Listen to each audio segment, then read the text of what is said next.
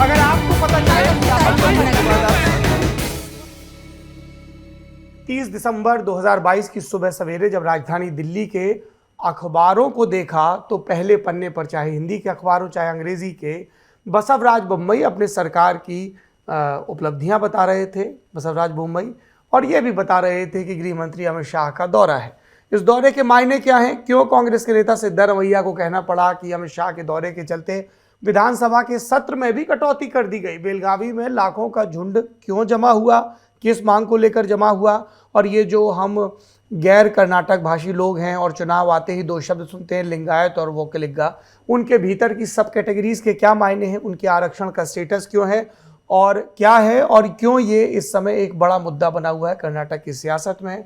खड़गे, जिनका ये कहना है कि हम हिंदी भाषी इस नाम का गलत उच्चारण करते हैं, खरगे शब्द होना चाहिए, इसको लेकर भी कुछ न्यूज़पेपर्स में स्निपेट्स आए थे।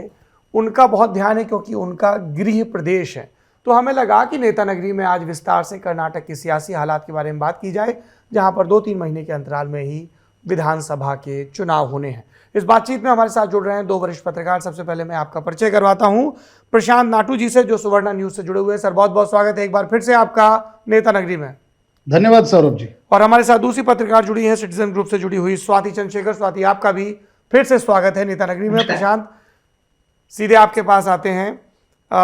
ये थोड़ा सा आरक्षण के पूरे विषय को आसान भाषा में खोल कर समझा दीजिए उन लोगों को जो पश्चिमी, उत्तरी या पूर्वी भारत के हैं, कि ये 2A 2B कैटेगरी, इसको इस कैटेगरी से उस कैटेगरी में कर दिया जाए, फिर लिंगायत और वोकलिगा में भी जो अलग अलग उप समुदाय हैं उनकी क्या स्थिति है।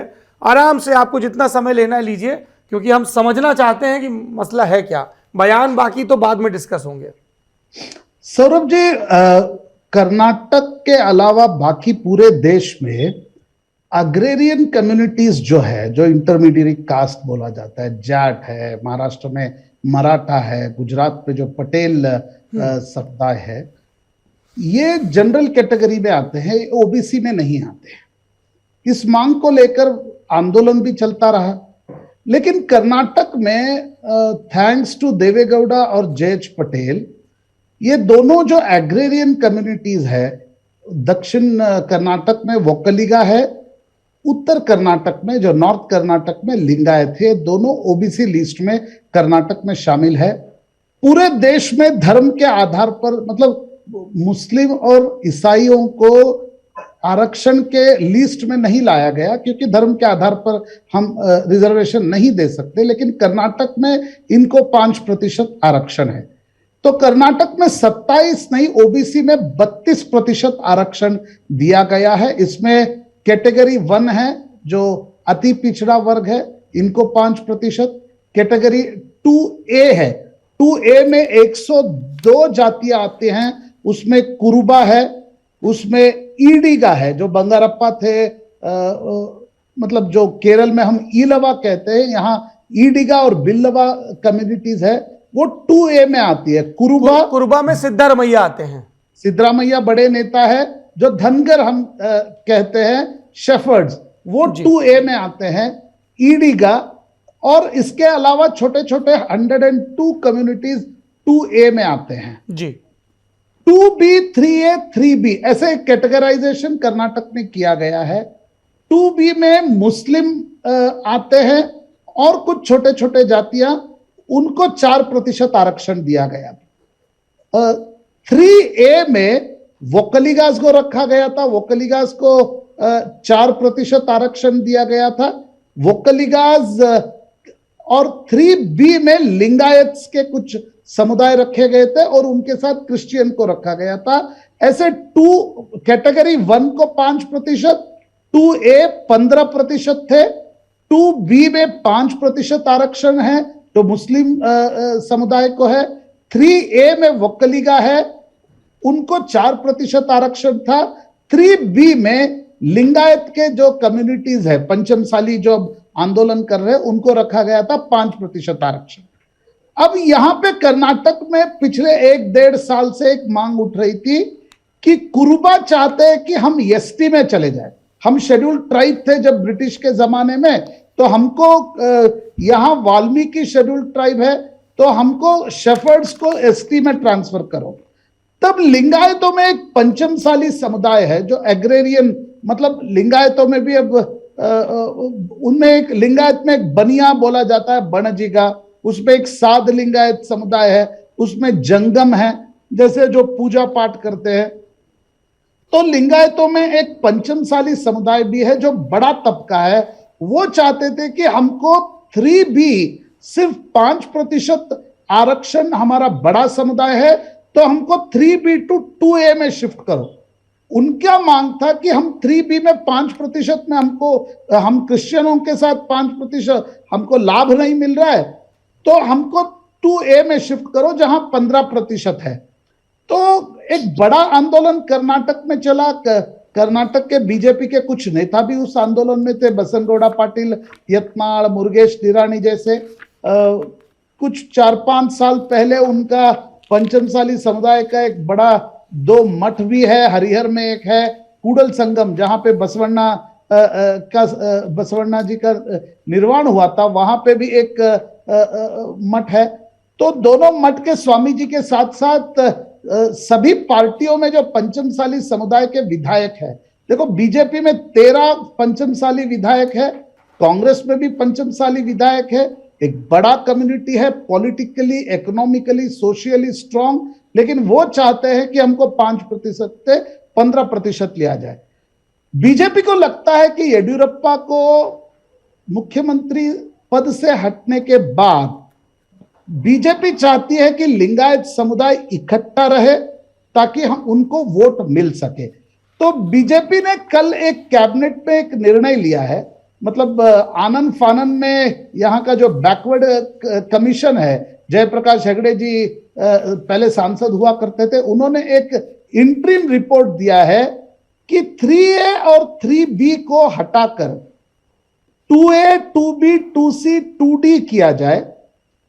सरकार ने साफ किया है कि हम अलग से 15% लिंगायत पंचमसाली को हम 3B to 2A शिफ्ट नहीं कर सकते, क्योंकि वो एक अलग एक मुद्दा हो जाएगा, क्योंकि छोटे छोटे बैकवर्ड कम्युनिटीज है, वहां इतना बड़ा कम्युनिटीज को ले जाएंगे तो पॉलिटिकल रैमिफिकेशंस तो है ही है, लेकिन उसका सोशल कॉन्सिक्वेंस भी होगा। तो सरकार ने कल एक कैबिनेट में निर्णय लिया है कि 3A, 3B को हटाकर हम 2C, 2D बनाएंगे।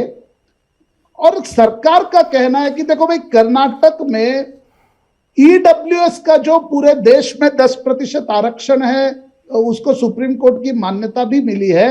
कर्नाटक सरकार का कहना है कि हम कर्नाटक में that is up to 10% reservation की बात ईडब्ल्यूएस में कही गई है। हम 5 भी ला सकते हैं, हम 6 भी ला सकते हैं। इसके लिए एक अलग सर्वेक्षण होगा और उसमें जो बचेगा ईडब्ल्यूएस में रिजर्वेशन, समझिए 4% बचेगा या 5% बचेगा, उसको हम 2C और 2D कम्युनिटीज को देंगे, क्योंकि पूरे देश में एग्रेरियन कम्युनिटीज जनरल कैटेगरी में है, हम उनको यहां ओबीसी में वो एग्रेरियन कम्युनिटीज है, तो ईडब्ल्यूएस का यहां हम 5% का उपयोग करेंगे। सौरभ जी, सरकार ने ये बात कही है, लेकिन बैकवर्ड कमीशन के रिपोर्ट में एक बात कहा है कि कुछ समुदाय जो बैकवर्ड लिस्ट में है उनको हम ईडब्ल्यूएस पे भी ट्रांसफर कर सकते हैं। यहां मुद्दा बहुत इंटरेस्टिंग हो जाएगा, क्योंकि वो कौन से कम्युनिटीज है जो ईडब्ल्यूएस में जाना चाहेंगे। आज तो देश में कोई नहीं जाना चाहेगा। अगर 2B, सरकार ने अब तो कहा है कि हम 2B जो मुस्लिम हैं उनको ईडब्ल्यूएस में शिफ्ट नहीं करेंगे। अगर कर्नाटक में ये निर्णय लिया जाता है तो बीजेपी को फायदा हो सकता है, ऐसा एक बीजेपी थिंक टैंक का मानना है। लेकिन एक अस्पष्टता जरूर दिख रही है, क्योंकि कोई भी राज्य ऐसा नहीं है कि ईडब्ल्यूएस पे आप 4% करो, 10 अप टू 10% कहा गया है, लेकिन सुप्रीम कोर्ट ने यह नहीं कहा कि आप 4% जो बचेगा वो उसको अगेन बैकवर्ड कम्युनिटीज को शिफ्ट कर सकते हैं, ऐसा सुप्रीम कोर्ट ने कतई नहीं कहा। तो एक एम्बिग्विटी है। अंततोगत्वा इसको सुप्रीम कोर्ट क्या कहेगा, ये स्टैंड होगा कि नहीं। लेकिन बीजेपी सरकार चाहती है कि चुनाव आ रहे हैं तो लिंगायत समुदाय के साथ साथ वोक्कलिगा समुदाय दोनों जो बीजेपी के मतलब बेंगलुरु सिटी का वोक्कलिगा तो बीजेपी का वोट बैंक है। वोक्कलिगा इलाके में भी बीजेपी सेंध मारने की एक कोशिश कर रही है। तो लिंगायत और वोक्कलिगा को ज्यादा रिजर्वेशन परसेंटेज देंगे, ये आश्वासन देके मुझे लगता है चुनाव में जाने की कोशिश बीजेपी कर रही है। इसका फायदा होगा या इसका नुकसान होगा, यह अभी कहना मुश्किल है, लेकिन एक कोशिश भाजपा की कर्नाटक की सरकार कर रही है। प्रशांत साहब, आप लिंगायत के बाद वोक्कलिगा वाली टेरिटरी में चले गए। 89 सीटें हैं और पिछले विधानसभा चुनाव में बीजेपी सरकार बनाने में सफल रही, लेकिन ये जो ओल्ड मैसूर का इलाका है, मंड्या से मतलब दक्षिणी ग्रामीण बेंगलुरु से लेके और पूरा हासन मंड्या तक का इलाका, वहाँ पर तो इनकी परफॉर्मेंस बहुत ख़राब रही थी। 89 में 22 सीटें बीजेपी को मिली थी, 32 कांग्रेस को और 31 जेडीएस को। और मतलब परंपरागत रूप से भी हम लोग जानते रहे कि जेडीएस का जो आधार है वहीं पर इनको 4% आरक्षण मिला है। डीके शिव कुमार वगैरह के हम बयान देख रहे थे, जो कांग्रेस पार्टी के बड़े नेता हैं, अध्यक्ष हैं, कि इसको भी 12% करना चाहिए। इसको लेकर भी अभी राज्य सरकार ने कुछ पत्ते खोले हैं क्या, या हेगड़े कमेटी की रिपोर्ट में वोक्कलिगा को लेकर भी कोई टिप्पणी है? देखो, कर्नाटक में 4 ऐसे बैकवर्ड कमीशन के रिपोर्ट आए हैं। 1960 में एक नागनगौड़ा कमीशन का रिपोर्ट था, 1975 में हावनूर कमीशन रिपोर्ट था देवराज अरस के संदर्भ में, उसके बाद एक वेंकट स्वामी कमीशन रिपोर्ट था, उसके बाद 1990 में एक चिन्नप्पा रेड्डी जो सुप्रीम कोर्ट के न्यायमूर्ति थे, उनके अध्यक्षता वाली कमेटी ने एक विस्तृत रिपोर्ट दिया है। देखो, सभी रिपोर्टों में कर्नाटक में लिंगायत और Vokkaliga they are politically, economically, socially powerful, ऐसा कहा गया है। शैक्षणिक दृष्टि से भी वो एक फॉरवर्ड कम्युनिटी है, ऐसा कहा गया था। और मुस्लिम और क्रिश्चियन को भी बैकवर्ड लिस्ट में शामिल नहीं करना, ऐसा कहा गया था सभी कमीशन के रिपोर्ट में। लेकिन तब के सरकारों ने एक निर्णय लिया, पॉलिटिकली वायबल, लिंगायत और वोक्कलिगा कम्युनिटी जहां वोट करते हैं वहां सरकार बनती है, तो उन सभी समुदायों को आरक्षण के लिस्ट में लाया गया था। 1995-96 में जब देवेगौड़ा जी थे तो सेंट्रल ओबीसी लिस्ट में भी वोक्कलिगा को रखने का कोशिश हुआ था। तो अभी निश्चित रूप से वोक्कलिगा जो बेल्ट है, देखो कोई भी सरकार सिर्फ अपना वोट बैंक है इसके नाते सिर्फ लिंगायतों का आरक्षण बढ़ाएगी तो निश्चित रूप से वोक्कलिगा नाराज होंगे। बीजेपी नहीं चाहती वोक्कलिगा नाराज हो, क्योंकि बीजेपी चाहती है कि मैसूर कर्नाटक के जो इलाका है वहां उनको कुछ न कुछ बढ़ोतरी हर चुनाव में मिल रही है, उसका लाभ भी हो। तो लिंगायतों के साथ साथ वोक्कलिगा की भी रिजर्वेशन को बढ़ाने की कोशिश की गई है, लेकिन सरकार ये साफ नहीं कर पाई है अभी तक, क्योंकि कल कैबिनेट में निर्णय लिया गया है कि अब तो इंटरिम रिपोर्ट आया है और 2-3 महीने में अंतिम जब रिपोर्ट आएगी तब हम तय करेंगे कि कितना ईडब्ल्यूएस से लेके हम 2C 2D मतलब लिंगायत और वोक्कलिगा को देंगे। फिलहाल सरकार का कहना है कि हम 2-2% ज्यादा कर सकते हैं, लेकिन वो आगे की बात है। तब तक कोड ऑफ कंडक्ट भी आ जाएगा, क्या सरकार कर पाएगी या चुनाव के मद्देनजर ये सब चल रहा है। ये स्थिति अभी अस्पष्ट दिख रही है, क्योंकि ऑल पार्टी मीटिंग भी होना है। कल कैबिनेट में एक आनंद फानन में निर्णय तो लिया गया है कि लिंगायत जो स्वामी जी थे, कुछ पंचमसाली स्वामी जी, उन्होंने एक बड़ा आंदोलन की घोषणा की थी, तो एक आनंद फानन में निर्णय लिया गया है। इसका पॉलिटिकल रैमिफिकेशंस क्या होगा, सोशल कॉन्सिक्वेंस क्या होगा, चुनाव में कितना फायदा कितना नुकसान होगा, यह अभी बताना मुश्किल लगता है। Saurabh ji. Sir thank you. Swati, आपकी तरफ रुख करते हैं। एक यक्ष प्रश्न है जो लगातार आसमान से धरती की तरफ टंगा रहता है और पूछा जाता रहता है ये सवाल कि बसवराज बोम्मई कब तक, उनकी सरकार की सेहत, खुद उनकी सेहत राजनीतिक रूप से, और फिर ये भी कि अब जब बिल्कुल ही चुनावी नगाड़े सुनाई देने लगे हैं तब भी कैबिनेट विस्तार की बातें चल रही हैं, कभी ईश्वरप्पा कभी जरकीहोली। क्या स्थिति है अभी, कितने मजबूत हैं बसवराज बोम्मई अपनी कुर्सी पर, कितने दिल्ली की दया दृष्टि पर टिके हैं, खुद उनका आधार कितना है, क्या लिंगायत उन्हें अपना नेता मान रहे हैं, येदियुरप्पा अभी कितने प्रभावी हैं, टिकट वितरण में उनकी कितने चलने की संभावना है? सरोज जी, जब तक दिल्ली की आशीर्वाद बनी रहती है बसवराज बोम्मई जी के ऊपर, तब तक उनकी सरकार तो चलेगी। वैसे तो 3 महीने की सरकार है, अभी 90 दिन तो बाकी है। 150 दिन के अंदर अंदर चुनाव हो जाएगा और नया सरकार आ जाएगा। पर अभी खास करके जो कैबिनेट की जो चर्चा चल रही है, बसवराज बोम्मई जी खुद चाहते हैं कि हमारा कन्नड़ा में एक और तेलुगु में भी एक कहावत है कि अंदर की मंचीवाड़ू अनंत रामुड़ू, हम कहते हैं कि जो सबको खुश करना चाहते हैं कि वो आनंद रामुडू करके कहते हैं। तो फिर बसवराज बोम्मई जी इसका एक एग्जाम्पल हो सकता है, क्योंकि अभी वो चाहते हैं कि खास करके जो सिद्धरामैया का जो कास्ट है कुरुबास है, और उस कास्ट को बिलोंग करते हैं ईश्वरप्पा। जो कैबिनेट अभी 6-7 महीने पहले एक बड़ा मुद्दा हुआ था, एक कॉन्ट्रैक्टर ने सुसाइड कर लिया था, तो उसके लिए उसके नाते उनको हटा दिया कैबिनेट से। तो फिर वो चाह रहे हैं कि अभी मुझे दोबारा मंत्री बना जाए, कि मुझे दोबारा कैबिनेट में लाना है। तो फिर बसवराज बोम्मई जी खुद 2 बार आए थे दिल्ली की अमित शाह जी से बातचीत करने के लिए कि हमको कैबिनेट एक्सपेंशन करने के लिए मौका दीजिए। पहली बार होम मिनिस्टर ने कहा कि इस बार तो नहीं, इस बार तो हम आप चर्चा करने आए हैं कर्नाटका और महाराष्ट्र के बीच में जो विवाद चल रहे हैं उसके ऊपर, तो फिर अगले बार आ जाइए, तो फिर अगले बार हम देखेंगे। तो फिर जब 2 दिन पहले जब सीएम ने दिल्ली आए, तो फिर तब भी ये तो क्लोज डोर की बात है, पर जो भी बाहर सुनाई दे रहे तो उसके बारे में मैं कह रही हूँ। पर वहां पे भी बोला गया था कि पहले आप जो आरक्षण है उसके ऊपर आप ध्यान दे दीजिए, कैबिनेट तो हमारे ऊपर दे दीजिए। पर इतना तो जरूर है कि सीएम तो खुद एक चिट्ठी तो देके आए हैं होम मिनिस्टर के पास कि ये हम चाहते हैं। तो वैसे एक पूर्णिमा श्रीनिवास करके एक महिला विधायक है जो उनको बढ़ती देना चाहते हैं कि ताकि एक मैसेज जाए कि कर्नाटका में कि हाँ, हम वुमेन्स को ज्यादा प्रामुख्यता दे रहे हैं। और खास करके जो रमेश जारकीहोली और ईश्वरप्पा है, इन दोनों को अभी शामिल करना है। तो इसके ऊपर भी अभी सीएम ने मतलब रिक्वेस्ट करके तो आए हैं अमित शाह जी के पास। और 2 वैकेंसी तो है ही है, और 2 वैकेंसी में किसको ये लोग भरते हैं अभी देखना पड़ेगा, क्योंकि बಳ್ಳारी इलाका में एक लोगों को तो लाना अभी जरूरी है, क्योंकि रेड्डी ने अभी नया पार्टी भी खोल लिया।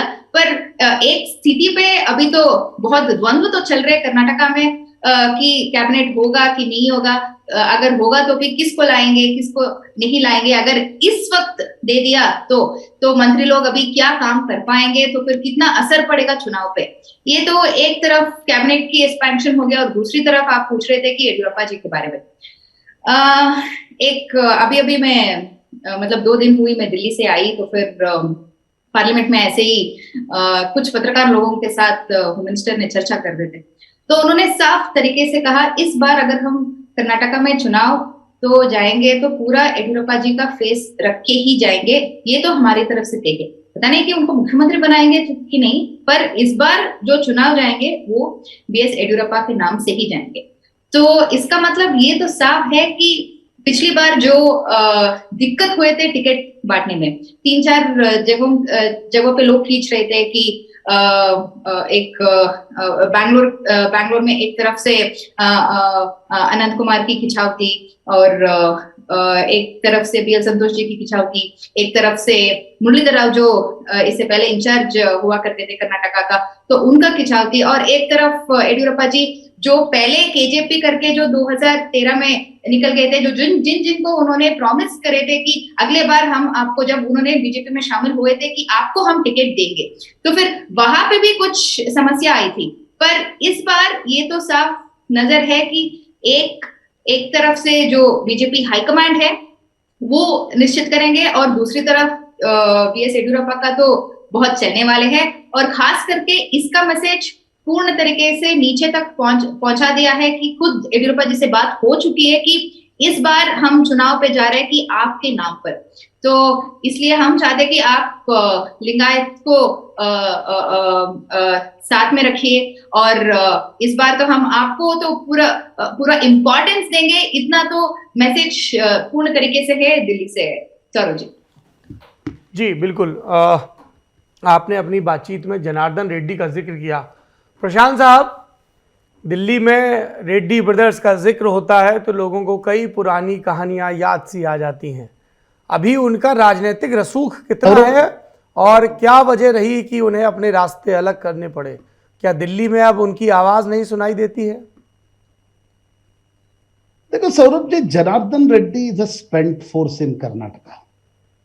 जनार्दन रेड्डी 2006 से 2011 तक एक रिपब्लिक ऑफ बल्लारी, आप किस नाम से भी बुला लो, लेकिन जनार्दन रेड्डी एक ऐसे पावरफुल, क्योंकि उनके पास पैसा था, पावर था, माइनिंग के कारण एक लगातार एक जो रिसोर्स बढ़ते जा रहे थे, इसके कारण जनार्दन रेड्डी कर्नाटक के राजनीति में पावरफुल रहे।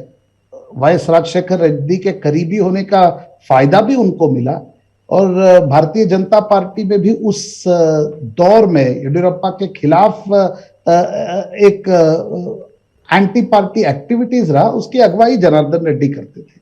लेकिन 2011 में जेल में जाने के बाद, जो लगभग 5 साल तक जनार्दन रेड्डी जेल में रहे, बाहर आने के बाद मुझे लगता है ऐसा कोई एक पॉलिटिकल फोर्स जनार्दन रेड्डी में बचा है, ऐसा कहा नहीं जा सकता। और बीजेपी जनार्दन रेड्डी को अब एक असेट के रूप में नहीं देखती है। जनार्दन रेड्डी अब एक लायबिलिटी बन चुके हैं बीजेपी को, क्योंकि अगर कोई एक क्षेत्र में जनार्दन रेड्डी को टिकट भी दे या जनार्दन रेड्डी को बीजेपी में लिया जाए, नेचुरली नेशनल मीडिया उसको पिकअप करेगी। जनार्दन रेड्डी बीजेपी में आ गए हैं, शामिल हो गए, एक बड़ा मुद्दा होगा, क्योंकि एक भ्रष्टाचार के एक फेस के तौर पर जनार्दन रेड्डी प्रोजेक्टेड थे।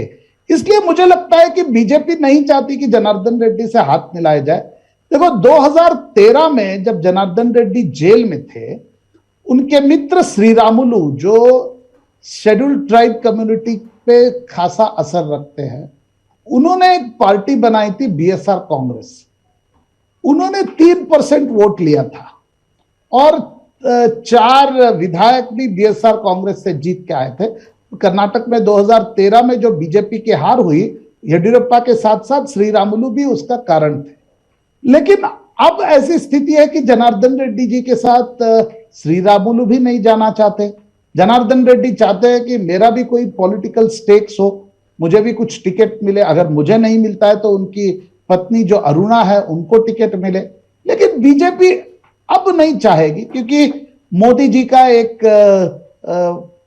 जो चरिश्मा है, मोदी जी का एक साफ सुथरा एक छवि है, जनार्दन रेड्डी जैसे ही अंदर आएंगे उसको एक ठेस पहुंच सकती है। ऐसा मुझे लगता है कि खुद जनार्दन रेड्डी ने पिछले रविवार को जब उन्होंने एक नया पार्टी का घोषण किया है, कल्याण कर्नाटका पार्टी करके, उन्होंने कहा कि अमित शाह जी मुझे मिलने के लिए टाइम नहीं दिए।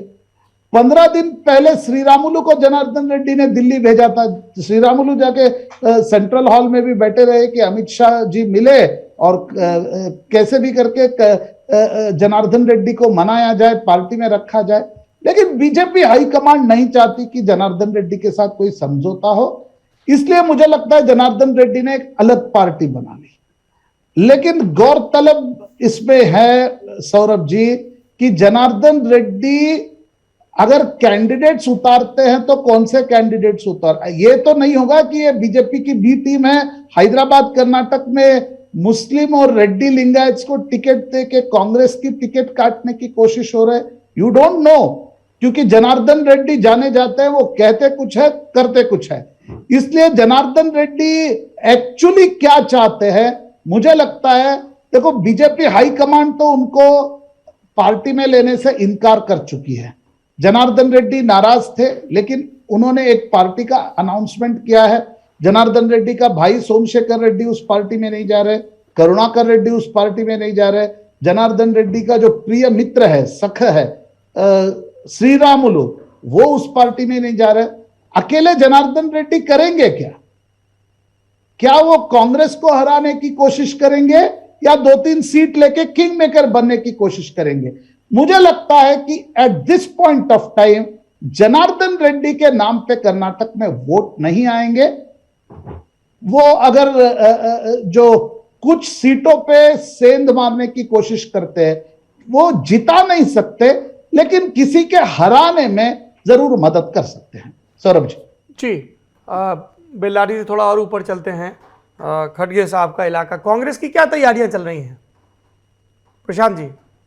सौरभ जी, मैंने एक 15-16 साल के मेरे करियर में मुझे याद है कि कांग्रेस के टिकट कैसे बांटे जाते थे। मैं जब 2008 के कर्नाटक के विधानसभा चुनाव में पहली बार मैं टिकट डिस्ट्रीब्यूशन देख रहा था दिल्ली में, जी, रात को 12 बजे 24 अकबर रोड पे हम वेट करते थे। ऑस्कर फर्नांडिस 12:30 बजे आते थे, उनके साथ मुकुल वासनिक आते थे। उसके बाद एक क्लर्क आता था, आपको याद है अगर, जो 10 जनपद से लगा हुआ एक क्लरिकल जो विभाग है, कंप्यूटर विम्प्यूटर कांग्रेस की कार्यालय में रखते हैं। 12:30 बजे कोई क्लर्क आता था, वो चाबी निकाल के उसके बाद में टाइपिंग होता था। 1:30 2 o'clock हमको एक लिस्ट दिया जाता था कांग्रेस का।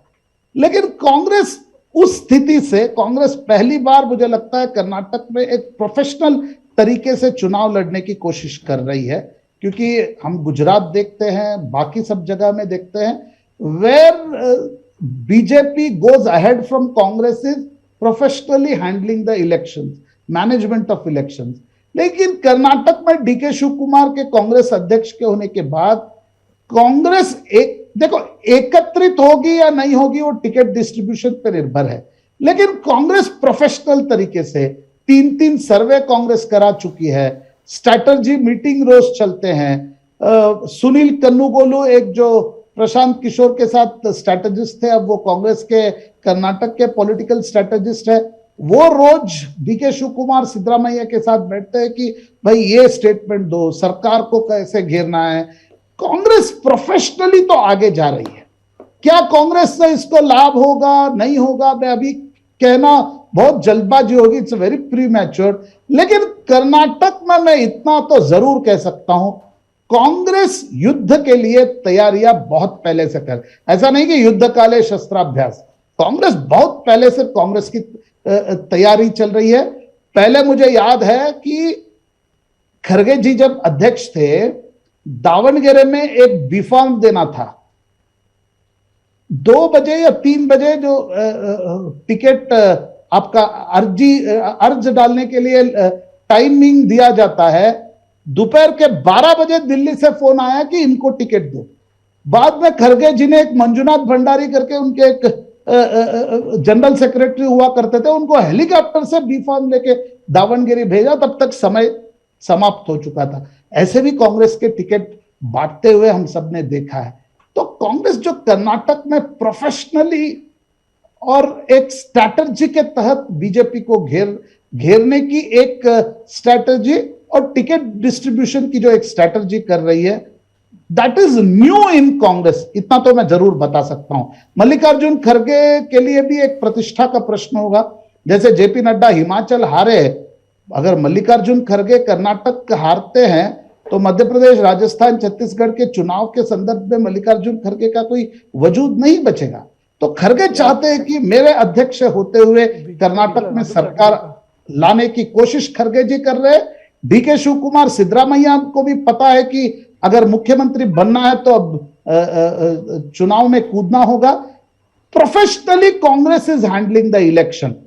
आप अगर मुझे पूछेंगे तो इसका मतलब यह है कि खड़गे, डीके शिव कुमार, सिद्धरामैया पॉलिटिकली एक पेज में है क्या? एक पेज में तो नहीं दिख रहे। Lot of infighting is going on, लेकिन चुनाव की तैयारियां प्रोफेशनली चल रही है। Thank you. स्वाति, इसमें आप क्या जोड़ना चाहेंगे? कांग्रेस के खेमे से क्या खबर है? कांग्रेस में 2 जंग, अभी कांग्रेस में 2 जंग लड़ रहे हैं। एक तो अंदर एक जंग लड़ रहे हैं और बाहर एक जंग लड़ने की तैयारी चल रही है जी। जैसे नाथू जी ने कह रहे थे कि तैयारियां कांग्रेस में इतनी मजबूत इस बार दिख रही है कि उन लोगों को ये तो पता चल चुकी है कि हाँ, इट्स अ डू और डाई सिचुएशन। और खास करके जो दिल्ली का फेस बनके या हाईकमांड का फेस बनके इस बार खड़गे जी जो भी राहुल गांधी और सोनिया गांधी को कन्विंस कर सकते हैं तो वो करने की कोशिश कर रहे हैं, और उनकी तरफ से जो भी ग्राउंड पे वो असर डालना चाहते हैं तो वो कर रहे हैं। पर एक और नतीजा इसमें जो है कि जो बाहर की जंग चल रही है उसके बारे में तो नाथू जी बता दिया, पर जो अंदर की जंग चल रही है उसके बारे में मैं बताना चाहती हूँ कि खास करके जो स्पेशली सिद्धरामैया और डीके शिव कुमार के बीच में जो अंदर की जंग चल रही है, इस बार वो लोग भी बहुत प्रोफेशनली जा रही है। डीके शिव कुमार खुद एक अलग उनका एक स्ट्रेटेजिक टीम बना के रखे हैं। एक तरफ से तो रणदीप सुरजेवाला और जो सुनील प्रशांत किशोर के साथ काम करते थे, तो उनके पास तो स्ट्रेटेजी और सर्वे करने का एक पार्टी की तरफ से एक तो रिस्पॉन्सिबिलिटी दिया गया है। पर खुद एक डीके शिव कुमार जहां पे सिद्धरामैया का होल्ड होता है, मतलब जिस विधायक के ऊपर जिन्होंने पिछले बार चुनाव हारे थे, खास करके लगभग 8 मंत्री ने पिछले बार चुनाव हारे थे सिद्धरामैया के 2013 के 18 के चुनाव पे समय पे, तो वहां पे जहां सिद्धरामैया का असर पड़ सकती है, और आगे जब चुनाव होने के बाद बाई चांस अगर फुल मेजोरिटी कांग्रेस के लिए आ गई, तो जिन विधायक ने कांग्रेस को और सिद्धरामैया को सपोर्ट कर सकते हैं मुख्यमंत्री बनाने के लिए, तो वहां पे खुद डीके शिव कुमार एक सर्वे कर रहे हैं और फिर उनका एक अलग सर्वे निकाल रहे हैं कि ठीक है, यहाँ ये सारे विधायक लोग हैं कि जो सिद्धरामैया को सपोर्ट कर सकते हैं, और वहां पे पैरेलली कौन मैं लीडर को तैयार कर सकती हूँ, खड़ी कर सकती हूँ जो मुझे सपोर्ट करे और जो मेरे साथ खड़े रहे। खास करके जो बैंगलोर में 2-3 इलाका है, और स्पेशली मुंबई कर्नाटका में 2-3 इलाका है जहां पे इनका जबरदस्त सर्वे चल रही है कि और ये सर्वे के अनुसार डीके शिव कुमार चाह रहे कि मैं इसको हाईकमांड के सामने रखूं, एक अध्यक्ष मतलब पार्टी के अध्यक्ष के रूप में, और बोलूं कि यहाँ पे अगर पिछले जब जो विधायक 2-3 बार विधायक रहे और पिछले बार जो हारे हैं, अगर उनको हमने टिकट दिए तो फिर यहाँ पे नुकसान पार्टी के लिए हो सकता है, तो इसलिए नए नेता मैंने खड़ी कर दिया। मतलब इनडायरेक्टली वो तो खड़ी करी सपोर्ट कर ही रहे पार्टी के नाते, या स्पेशली मुंबई कर्नाटका में लक्ष्मी हेब्बाळकर उनके समर्थन में तो बहुत सेकंड लाइन ऑफ लीडर्स या पैरेलल लीडर्स को जो तैयार कर रहे हैं, तो फिर उन लोगों को प्रोजेक्ट करने की खूब तैयारियां अभी जो अंदर की जंग चल रही है वहां पे तो कांग्रेस में चल रही है। पर इसका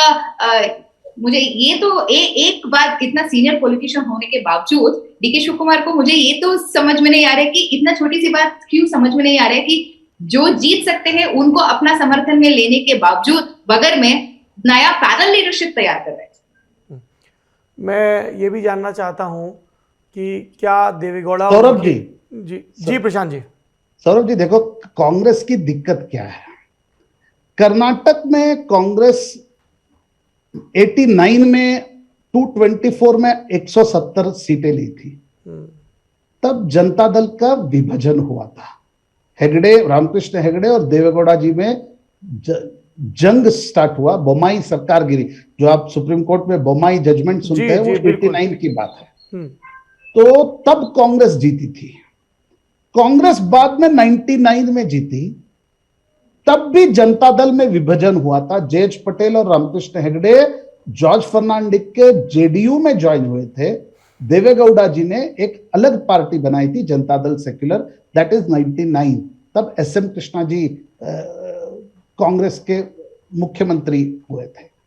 बाद में कांग्रेस ने फिर से सरकार बनाई 2013 में, जब बीजेपी का विभाजन हुआ था। विभाजन मतलब बीजेपी से येडियुरप्पा और श्रीरामुलु बाहर निकले थे। बीजेपी का वर्टिकल जो स्प्लिट होने के कारण कांग्रेस को लाभ हुआ था। 2018 में कांग्रेस की सरकार चली गई और एक हंग असेंबली आ गई थी।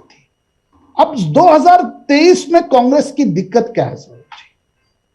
कांग्रेस देखो, कांग्रेस इज 38% पार्टी इन कर्नाटका।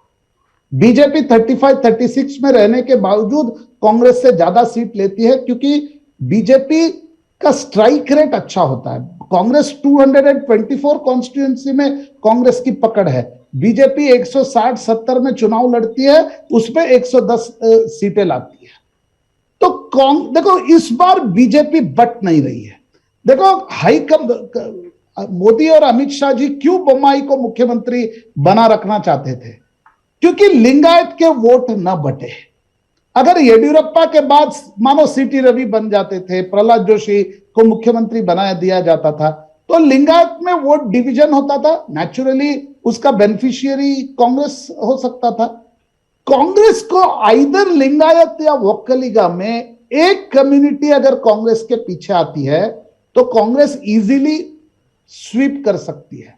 लेकिन कर्नाटक में स्थिति यह है कि सिद्धरामैया एक दृष्टि से उनका देवेगौड़ा जी के और येडियुरप्पा जी के विरोध के कारण, और जो उनकी पॉलिटिक्स है अहिंदा पॉलिटिक्स, जिसमें अल्पसंख्यक, दलित और बैकवर्ड कम्युनिस्ट को जोड़ के एक वोट बैंक बनाने की बात सिद्धरामैया बार बार करते हैं और उसके लिए जाने जाते हैं, तो वोक्कलिगा और लिंगायत कम्युनिटी सिद्धरामैया से नाराज होते हैं। तो वोक्कलिगा जेडीएस के साथ जाते हैं, लिंगायत बीजेपी के साथ चले जाते हैं।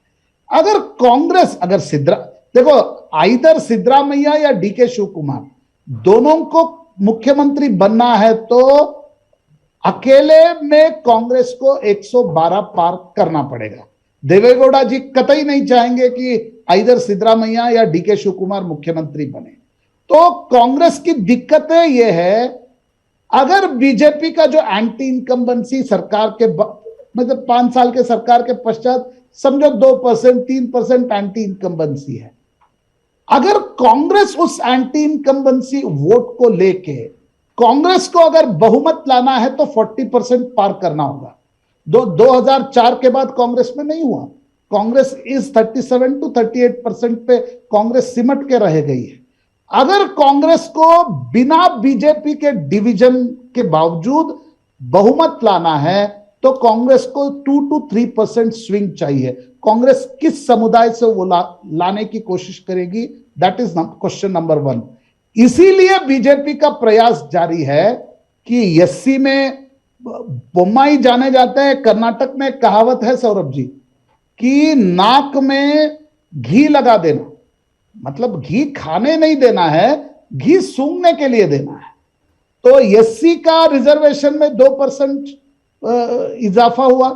एसटी जो शेड्यूल ट्राइब है 3 to 7% उसको बढ़ाया गया। ओबीसी के रिजर्वेशन में रिकैटेगराइजेशन कर रहे हैं वोक्कलिगा और लिंगायत को खुश करने के लिए। कुरुबा भी साथ में चाहिए। सिद्धरामैया के पोस्ट सिद्धरामैया सिनेरियो में कुरुबा भी आ सकते हैं, इसलिए कुरुबा का 2A समुदाय को उसमें हाथ नहीं लगाया गया। तो सभी समुदायों को साथ लेने की कोशिश बोम्माई करते हैं ताकि कोई भी अपना जो वोट है, जो अपना बीजेपी का वोट जो 2018 में आया है वो कांग्रेस को शिफ्ट न हो। इसलिए एंटी इनकम्बेंसी के बावजूद जातीय समीकरण से, रिजर्वेशन पॉलिटिक्स के उनको बांध रखने की कोशिश बीजेपी कर रही है। Congress challenge will be how to take 2 to 3% additional votes in this election. मुझे लगता है दिस इज वेरी क्रूशियल।